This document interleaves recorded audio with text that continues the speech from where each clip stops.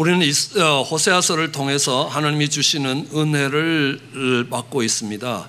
이 호세아서를 통해서 하나님이 이스라엘 백성들에게 말씀하십니다. 너희는 달구어진 화덕 같고 뒤집어지지 않는 전병 같고 어리석은 비둘기 같다고 말씀합니다. 이스라엘 백성들은 스스로 생각하기에 그들은 하나님께 예배드리는 백성이고 하나님을 믿는 백성이고 세상에서 하나님의 백성으로 뽑혀진 거룩한 백성이라고 생각했습니다. 그러나 하나님은 그들을 다르게 보셨던 것입니다. 세상의 욕심으로 벌겋게 달아오른 화덕과 같은 인생이고 정말 세상과 전혀 구별되지 아니하고 겉과 속이 다른 뒤집지 않는 전병과 같고 어리석음을 향하여 죽음이 기다리는 곳인 줄도 모르고 날아가는 아수르와 애굽으로 날아가는 어리석은 비둘기라고 말씀하십니다. 그들 가운데 정치적 혼란이 일어났습니다. 여로보암 2세에 흥왕했던 시절이 갑자기 끝나고 정말 어떤 왕들은 한 달, 어떤 왕들은 6개월씩 있으면서 6왕이 교체되며 곧바로 멸망으로 내려가는 정치적 혼란기를 맞이합니다. 그리고 때로는 정말 흉년이 들어서 다른 땅에서보다 2배를 더 거둔다는 에브라임 땅에서 수확이 없어지기 시작합니다. 그래도 이스라엘 백성들은 하나님께 돌아오지 않았던 것입니다. 결국은 그들은 아수르 손에 의해서 멸망당하고 온 땅에 유리하게 되었습니다. 아수르는 이스라엘 사람들을 멸망시키되 그냥 멸망시킨 것도 아니고 그들을 다 아수르 땅으로 잡아갔습니다. 그것도 남자들만 잡아가고 아수르 군대를 그 에브라임 땅, 북이스라엘 땅에 주둔을 시켰습니다. 그들의 가정은 다 깨어졌습니다. 그들의 후손들은 더 이상 순수한 혈통의 후손들을 만들어낼 수 없게 되었습니다. 다 아수르 사람들의 피가 섞이게 되는 그런 정말 절망적인 상황을 맞이하게 되는 것입니다. 오늘 이스라엘 백성들이 이런 절망적인 상황을 맞이하게 됐던 이유가 무엇이냐 하면 오늘 우리가 읽었던 본문 앞부분에 오늘 10장 2절에 보면 하나님께서는 그 이유를 이렇게 설명하고 있습니다. 왜냐하면 그들이 두 마음을 품었기 때문에 이제 벌을 받게 되는 것이라는 겁니다. 이스라엘 백성들이 두 마음을 품었기 때문에 그것이 이스라엘의 재앙이 되었고 그것이 죄의 결과가 되었고 그것이 벌을 받게 되는 자리에 몰려갔다고 말씀하고 계십니다. 그럼 두 마음을 품은 것이 어떤 것인가 우리는 한번 다시 생각해 봐야 되는 것입니다. 어느 목사님이 정말 인용했던 좋은 예가 있어서 소개를 하려고 합니다. 한 자매의 이야기입니다. 결혼한 지 10년이 넘고 아이가 둘이 있었다고 합니다. 얼마 전 넓은 아파트를 새로이 구입해서 이사도 했습니다. 새로 이사를 하면서 서재를 정리하면서 남편의 서재를 청소하던 아내가 갑자기 책상에서 책 한 권이 떨어졌습니다. 땅에 떨어지면서 그 책이 펼쳐졌습니다. 떨어진 책은 다른 것이 아니라 남편의 일기장이었습니다. 아내가 읽으려고 했던 건 아니지만 펼쳐진 부분에 눈이 갔습니다. 거기에 쓰여진 일기의 내용입니다. 이렇게 쓰여져 있습니다. 그리운 미연아. 근데 미연은 자기 이름이 아니었습니다. 너 어디서 누구하고 어떻게 살고 있냐? 우리가 헤어진 지 10년이 지났구나. 나는 너를 너무 그리워하고 나는 내가 너무 보고 싶다. 내가 아내를 보면서 너였으면 하고 생각한단다. 내가 저녁 식탁에 아이들을 볼 때 너와 나 사이에 난 아이라고 생각해 본다. 그리운 미연아 어디에 있느냐? 너무 보고 싶다. 아내는 힘없이 주저앉으며 아니 세상에 이럴 수가, 이 나쁜 놈 어찌 이럴 수가 있다는 말이냐. 여자에게 고통스러운 것이 무엇이겠습니까? 남편이 두 마음을 품을 때라는 겁니다. 내가 아닌 다른 여자를 사랑할 때라는 겁니다. 매우 고통스럽다고 이야기합니다. 그런데 그 남편을 한번 다시 생각해 보면 열심히 일했습니다. 돈을 벌어다 가정으로 갖고 들어왔습니다. 넓은 새 아파트도 살 수 있었습니다. 잠자리도 같이 했습니다. 남편이 할 수 있는 모든 역할들을 다 감당했습니다. 그런데 마음이 달랐습니다. 두 마음을 품었다는 것입니다. 이 두 마음을 품었기 때문에 얼마나 많은 실망과 좌절을 느끼게 만드는지 모릅니다. 이런 동일한 아픔을 하나님이 갖고 계셨다고 이야기합니다. 교회에 옵니다. 예배를 드립니다. 찬송도 합니다. 기도도 합니다. 헌금도 드립니다. 누구 못지않게 많은 헌금을 드립니다. 성경도 읽습니다. 예수 믿는 사람들이 하는 것들을 다 한다고 이야기합니다. 그런데 마음이 세상에 가 있다는 겁니다. 마음이 돈 버는 데 가 있다는 겁니다. 두 마음을 품었다라고 말씀하십니다. 이제 그 두 마음을 품었기에 그들에게 벌이 내릴 것이라 라고 이야기합니다. 결국 오늘 본문 제일 마지막 절에 보더라도 너희의 큰 악을 인하여 베델이 이같이 너희에게 행하리니 이스라엘 왕이 새벽에 멸절할 것이라는 것. 갑자기 밀어닥친 빛이 비치는 그 새벽에 그 왕이 멸절할 것이라는 겁니다. 멸망당하여 끊어질 것이라 라고 이야기합니다. 다시는 그 왕이 일어나지 못하게 되는 것을 이야기합니다. 그리고 이스라엘 백성들은 이제 온 땅으로 유리하기 시작했습니다. 바벨론으로 잡혀갔습니다. 또 아수르로 잡혀갔습니다. 남의 땅에서 오랜 세월을 지나야 됐다는 겁니다. 이제 그들에게는 소득도 없습니다. 이제 종살이하는 길이 남아 있습니다. 그들의 가정도 깨어졌습니다. 그들의 후손도 보존할 수 없는 자리에 가게 되었다는 겁니다. 정치적 혼란기와 경제적인 어려움이 들어닥칠 때하고는 비교도 할 수 없고 상상도 할 수 없는 고난이 그들의 삶에 밀어닥친 것입니다. 고난의 끝자락이라는 겁니다. 소망이 없어 보입니다. 다시 나라를 회복할 수 있는 것 같지 않습니다. 다시 나라를 회복해도 가정이 회복되질 않습니다. 이미 우리의 자녀들, 우리의 후손들은 이미 아수르 사람의 피가 흐르기 시작하는 것이라는 겁니다. 그러나 이때가 소망의 때라고 이야기하고 바로 지금이 여호와를 찾을 때라라고 하나님이 말씀하고 계십니다. 오늘 본문 12절을 보더라도 너희가 자기를 위하여 공의를 심고 인애를 거두라. 너희 묵은 땅을 기경하라. 지금이 곧 여호와를 찾을 때라고 이야기합니다. 정말 이스라엘이 정말 끝자락, 고난의 끝자락까지, 아니 한 발 더 물러서면 인생이 끝나는 죽음이 기다리는 그 자리까지 몰려간 그 자리, 그때가 하나님을 찾을 때라라고 이야기한다는 것입니다. 우리는 너무너무 잘 알 수 있습니다. 왜냐하면요, 정말 인생의 끝자락에 몰려가서 하나님을 찾은 사람들을 잘 알고 있습니다. 탕자의 비유를 보더라도 그렇습니다. 아버지의 유산을 받아서 먼 곳으로 가서 아버지의 유산을 방탕하게 다 써버렸습니다. 살아야 되는 종이 되었습니다. 근데 거기에 흉년이 더 밀어닥쳤습니다. 이제는 사람 먹는 음식도 아니고 돼지가 먹는 주업 열매조차 얻게 되었습니다. 그때에 아버지 집으로 돌아오더라는 것입니다. 그 고난의 끝자락에서 그는 아버지 집을 기억하고 아버지 집으로 돌아올 수 있는 것들을 보게 됩니다. 우리는 요나라는 사람을 알 수 있습니다. 이 요나는 하나님이 니느웨에 가서 하나님의 말씀을 전하라는 것들이 싫어서 반대편 동쪽으로 도망을 갔습니다. 다시스로 도망을 갔습니다. 풍랑을 만났습니다. 바다에 던져져서 물고기 뱃속에 들어갔습니다. 물속이 뱃속을 보니까요, 빛 한 줄기 들어오지 않는 곳입니다. 지금이 낮인지 밤인지 알 수가 없습니다. 옆을 만져보니까 끈적끈적한 것이 묻어납니다. 거기에 더하여 정말 이 물고기로는 잡아먹었는데 소화가 안 되니까 계속 위가 움직입니다. 연동운동이라고 이야기합니다. 그렇지만 요나에게는 지진이 일어나는 겁니다. 노스리치 지진하고는 비교도 안 되는 지진이 정말 24시간 계속되고 있는 겁니다. 그리고 위액이 들어와서 피부를 삭히기 시작합니다. 녹이기 시작하는 겁니다. 한꺼풀 한꺼풀 피부들이 벗겨지기 시작하는 겁니다. 근데 죽지도 않는 겁니다. 세상에 이보다 더 고통스러운 자리가 다시는 없을 겁니다. 근데 참 놀랍게도 요나는 그 인생의 마지막 자리 같은 그 고난의 끝자락에서 하나님을 찾고 하나님께 다시 나아가기 시작한다는 사실입니다. 우리는 룻기를 읽어봐도 알 수 있습니다. 룻기는 이 엘리멜렉과 나오미의 가정에 며느리로 들어온 사람이었습니다. 그들 집안에 어려움이 왔습니다. 흉년을 피하여 모압으로 내려갔다고 했는데 갖고 간 재산 다 써버렸습니다.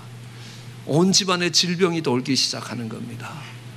그래서 아들의 이름을 질병과 상실이라고 두 아들의 이름을 지을 정도로 인생이 고통스러운 것입니다. 남편이 죽었습니다. 두 아들이 죽었습니다. 가진 재산 다 탕진했습니다. 인생이 더 이상 비참해지려고 해도 더 이상 비참해질 수 없을 만큼 고통스러운 자리에 내려갔습니다. 왜냐하면 여자들이 사회활동을 못할 때 그 집안에 남자가 아무도 없다는 사실입니다.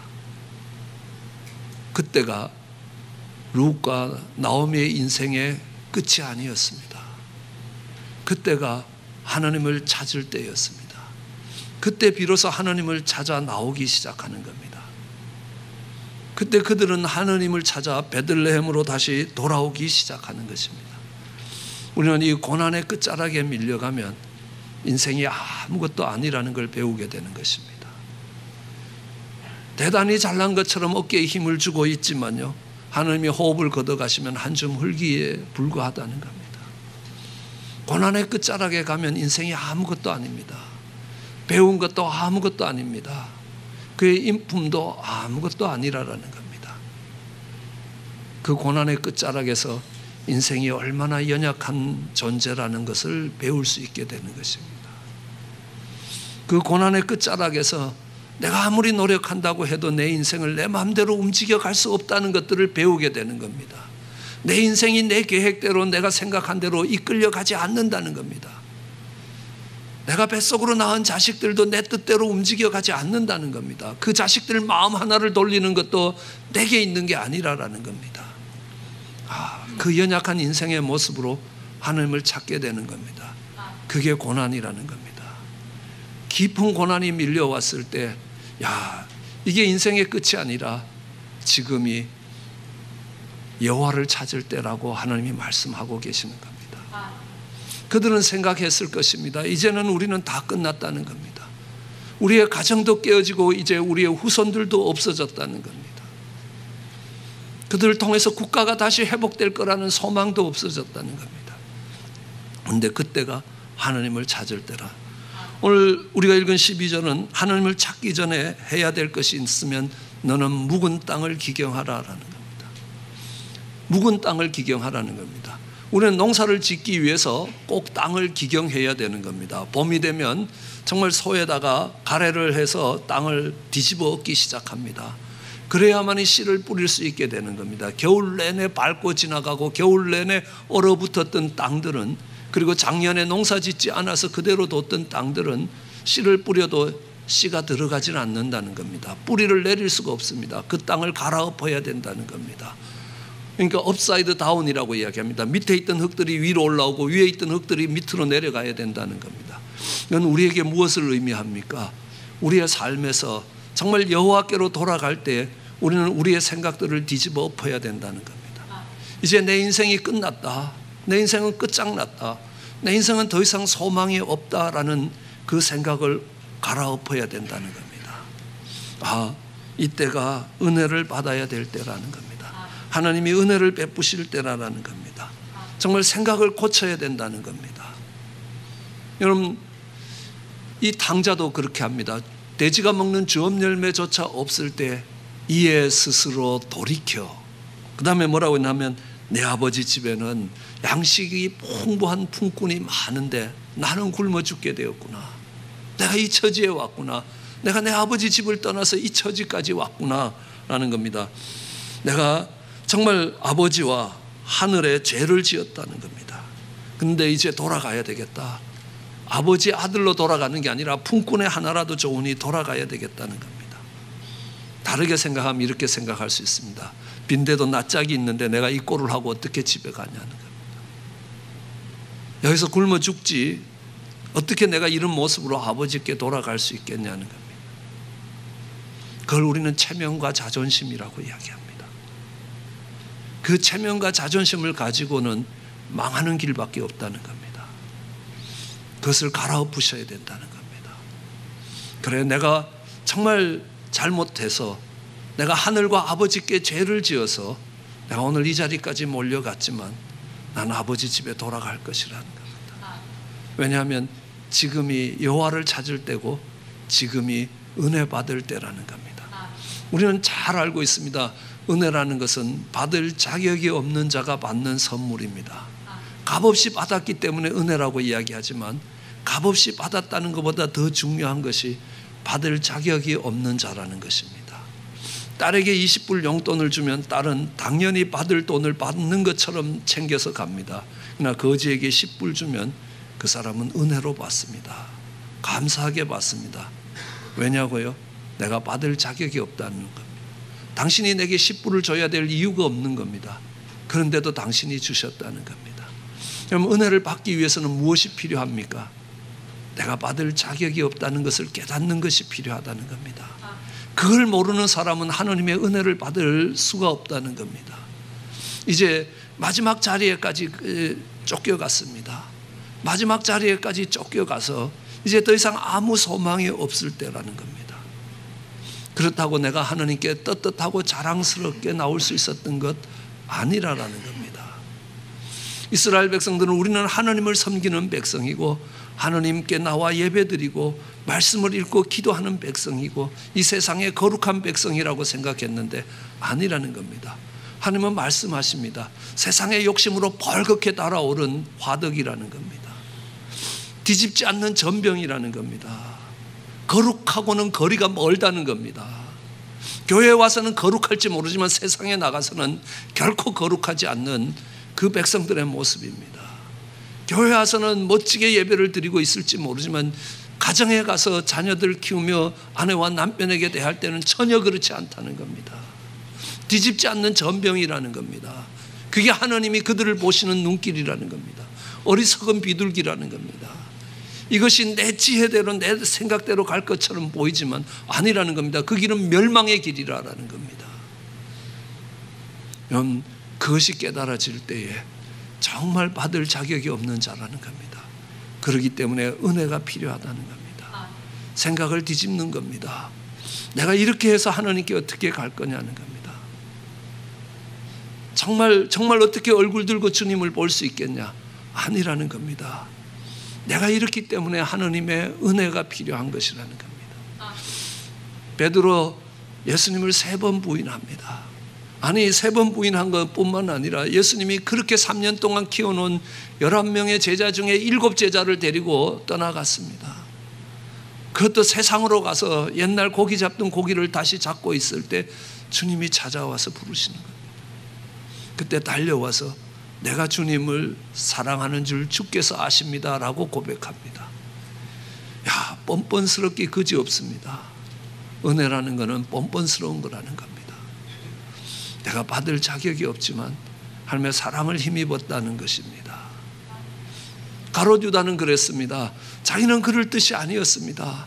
정말 주님께 도움이 될 수 있는 일들을 했는데 아니 결과적으로 주님을 죽음의 자리로 몰고 가는 일이 되었습니다. 아니 제자로서 그렇게 살 수 있는 것 아니라는 겁니다. 그는요 결국은 스스로 목숨을 끊으면서 그 일에 대한 책임을 지는 모습을 보입니다. 그런데요 그는 은혜를 몰랐다는 겁니다. 우리는 우리가 살아가는 삶의 방식대로 사는 게 아니라는 겁니다. 그 묵은 땅을 기경해야 되는 겁니다. 하나님의 은혜를 붙들어야 되는 것이라. 절망적인 그 자리에서 여전히 하나님이 내게 은혜를 베푸실 것이라. 내가 기대할 것이 하나님의 은혜밖에 없다는 고백을 드리는 거라는 겁니다. 여러분 다윗 왕을 보더라도요 그는 둘째 가면 서러울 정도로 영광스러운 왕이 되었습니다. 그런데 그의 가장 충실한 부하를 죽이고 그 아내를 빼앗았습니다. 여러분 그 모습을 들고 어떻게 다시 하나님 앞에 서겠냐는 겁니다. 아니 그뿐만이 아닙니다. 온 백성들이 다 아는 일이 되어버렸습니다. 그런데 다윗은 그때에 정말 내가 이렇게 어떻게 정말 하나님 앞에 설 수 있겠느냐가 아니라 은혜가 필요한 자로 하나님 앞에 서는 것입니다. 그것을 우리는 묵은 땅을 기경한다는 겁니다. 내가 정말 세상에서 갖고 있던 생각들을 뒤집어 엎어야 된다는 겁니다. 그때 하나님께 나아갈 수 있는 길이 된다는 겁니다.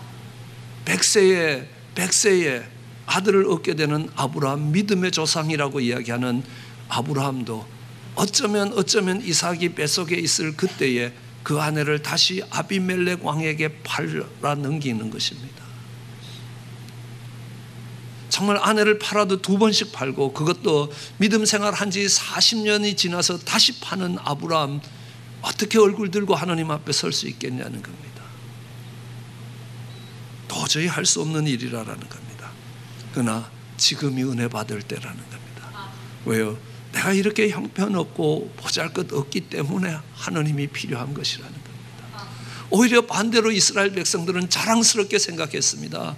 나는 신앙생활 잘하는 사람이라는 겁니다. 교회에 열심히 출석하는 사람이라, 하나님을 모르는 백성이 아니라는 겁니다. 하나님을 아는 백성이고 하나님께 예배드리고 정말 기도하고 말씀을 보는 정말 그런 하나님의 택한 백성이라는, 그들은 멸망을 당했습니다. 그들이 몰라도 한참 몰랐다는 것입니다. 아니라는 겁니다. 그들이 고난의 끝자락에 밀려가서 그들은 자신의 연약함과 자신의 허물진 모습을 발견하는 것입니다. 그런데 그때에 우리가 붙들 수 있는 것이 은혜라는 것입니다. 내가 이 모습을 가지고 나는 죽음 마땅한 자라는 겁니다. 그러나 이런 정말 죄인들에게 하나님의 은혜가 흐르고 있다는 겁니다. 이런 죄인들을 위해서 예수님의 그 보혈이 뿌려진 것이라는 겁니다.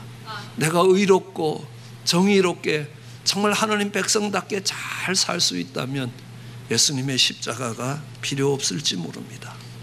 그러나 무너지는 그때에 내가 은혜가 필요한 때라고 고백하며 나오는 것이 정말 묵은 땅을 기경하듯이 가는, 새롭게 생각을 바꾸는 것이라는 겁니다. 그때 주님이 이야기하십니다. 너는 묵은 땅을 기경했으면 기경한 채로 두는 것 아니라는 겁니다.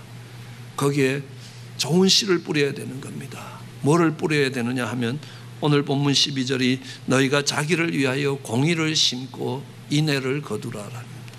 공의를 심으라라는 겁니다.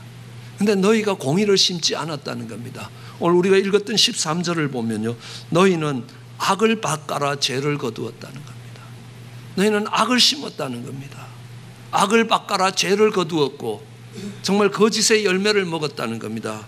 이 13절에 다시 이야기하기를, 그렇게 했던 이유가 뭐냐면, 너희가 악을 밭가라 죄를 거두었던 이유가 뭐냐면 내 길과 내 용사의 많음을 의뢰했다는 겁니다. 내가 생각하는 이 길이 좋은 길이라는 겁니다. 내가 이렇게 사는 게 잘 사는 길이라는 겁니다. 왜요?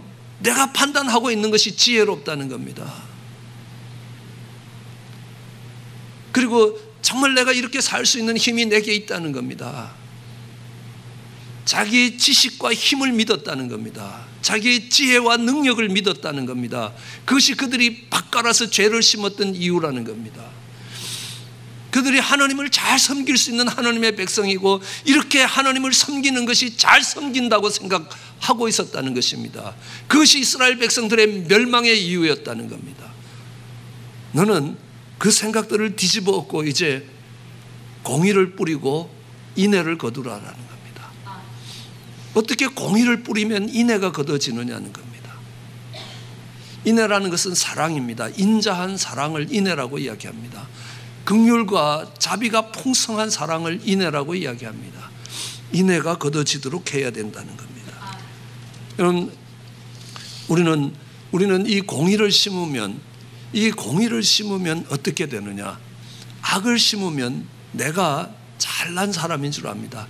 내가 신앙생활 잘하는 사람이라고 생각합니다. 적어도 내가 내 남편보다는 신앙생활 잘한다고 생각하는 겁니다. 적어도 내가 정말 저 집사보다는 열심히 신앙생활을 한다고 생각하는 겁니다. 그것이 악을 심은 거라는 겁니다. 그로 인하여 그들은 죄를 거두고 거짓의 열매를 먹게 됐다는 겁니다. 그럼 공의를 심으면 어떻게 되겠습니까? 하나님의 공정하신 말씀을 기준으로 내 삶을 다시 돌아보면 나는 죄인이라는 겁니다. 나는 어쩔 수 없는 죄인이라는 겁니다. 하나님이 그 많은 은혜를 베푸시고 그렇게 정말 지금까지의 길을 인도해 오셨지만 나는 여전히 죄인이라는 겁니다. 그럼 돌아보십시오. 정말 하나님의 공의가 들어오면 우리의 죄가 깨달아져야 된다는 겁니다. 사도 바울은 그렇게 이야기합니다. 그의 신앙생활이 깊어지면 깊어질수록, 신앙의 연조가 깊어지면 깊어질수록 그는 예수님을 닮은 의로운 사람이 되어가는 것이 아니라 내가 얼마나 죄인인지 나는 죄인의 괴수라고 이야기합니다. 죄로 치면 나보다 더 죄가 많은 사람이 이 세상에 없다라는 겁니다. 그 죄인의 괴수라는 것이 깨달아진 바울에게 있어서 다른 사람은 어떻게 되겠습니까? 그래도 나보다 나은 사람입니다. 그래도 나보다 나은 사람이라는 겁니다. 여러분, 프란세스라는 신부가 길을 가다가 거지를 만났습니다. 신체 건장한 사람이 구걸을 하고 있는 걸 보면서 따라가던 제자들이 이야기합니다. 저 게으른 놈을 봐라. 저 건강한 몸을 갖고 저렇게 살다니. 그때 프란세스는 이렇게 이야기합니다. 하나님이 내게 주신 은혜를 저 거지에게 주셨다면 저 거지는 나보다 위대한 일을 했을 것이라는 겁니다. 그가 베푼 게 은혜라는 겁니다. 인애였습니다. 인자한 사랑입니다. 그 인자한 사랑이 어떻게 나갈 수 있습니까? 내가 하나님의 기준에 하나님의 영광에 이르지 못하는 죄인이라는 것들을 깨닫고 있기 때문입니다. 하나님의 기대대로 살지 못하는 죄인이라는 걸 알고 있는 사람들에게만 나갈 수 있는 것이라는 겁니다. 내가 500데나리온 빚진 자라는 것을 깨닫고 있으면 50데나리온 빚진 자를 바라보면서 손가락질 할 수 없다는 겁니다. 그들을 향하여 인자한 사랑이 흘러갈 수밖에 없다는 겁니다. 하나님 공의를 심으라라는 겁니다. 삭개오라는 사람이 있었습니다. 마태라는 사람도 있었습니다. 그들은 세상에 아무리 손가락질 하더라도 나는 돈을 벌어야 되겠다라는 겁니다. 아니 사기를 치고 공갈을 해서라도 나는 돈을 벌어야 되겠다는 겁니다. 적지 않은 돈을 벌었을 겁니다. 근데요, 인생에 기쁨이 없습니다. 다 손가락질합니다. 자식놈들까지도 정말 아버지 때문에 창피해서 못 살겠다라고 이야기하는 겁니다. 인생이 다 무너졌습니다. 나는 내가 생각하는 이 길이 옳은 길이라고 생각했고 나는 그것을 할 수 있는 내 힘을 다해서 그렇게 살아왔는데 내 인생이 무너진 것들을 발견하는 겁니다. 그게 삭개오의 삶이라는 겁니다. 세리 중에서도 세리장이 되었습니다. 그런데 인생이 다 무너졌습니다. 내가 생각하고 내가 계획하고 왔던 인생이 아니라는 겁니다. 잘못 산 겁니다. 내 지식을 의뢰하고 내 지혜를 의뢰하고 내 힘을 갖고 살아왔던 삶이 실패한 삶이라는 겁니다. 공의를 갖다 대는 겁니다. 그러면 주님께 돌아올 수 있는 길이 열립니다. 이 돈이 아무것도 아니더라라는 겁니다. 내가 내 재산의 반을 잘라서 가난한 사람에게 줄 거라는 겁니다. 내가 누군가에게 억울하게 돈을 뺏은 게 있으면 4배로 갚겠다는 겁니다. 이스라엘 율법은 120% 5분의 1을 더해서 갚으라고 이야기하는데 5분의 1이 아니라 4배를 주겠다는 겁니다. 왜요? 나는 이 돈이 내 인생의 전부인 것처럼 알고 이 길을 걸어왔는데 아니더라는 겁니다. 거기에 기쁨이 없고 거기에 인생이 무너지는 정말 그 마지막이 비참해지는 모습이 거기에 있더라는 겁니다. 수가성의 여인처럼 결혼을 5번 했습니다. 6번째 동거하면서 살아봐도요, 인생에 답이 없는 겁니다. 하나님의 공의를 갖다 댈 때에 내가 죄인이라는 겁니다. 내가 죄인 중에 죄인이라는 겁니다. 세상을 타락한 방법으로 살아도 더럽게 타락한 방법으로 살았다는 겁니다. 그것이 깨달아질 때에 그것은 하나님께 돌아올 수 있는 길이 열렸다는 사실입니다. 우리는 하나님의 사랑을 나한테 적용시킵니다. 그리고 상대방에게는 공의를 적용시킵니다. 쟤는 저게 잘못됐고 저게 잘못됐다는 겁니다.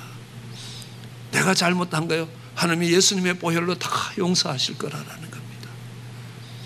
하나님 그렇게 하지 말라고 이야기하십니다. 너 자신을 위해서는 공의를 심으라는 겁니다. 공의를 심으면요, 하나님의 그 공의 앞에 설 때 나는 죽어 마땅한 죄인이라는 겁니다. 그러면 그 죄인을 부르시는 주님의 음성을 들을 수 있게 되는 겁니다. 그리고 주님으로부터 용서함을 받게 되면요, 어떤 죄인을 바라보더라도 넉넉한 마음으로 볼 수 있게 됩니다. 목사가 좀 허물이 많다 해서 목사가 어째 저 모양이냐 이렇게 하시면 굉장히 곤란한 일이 생깁니다.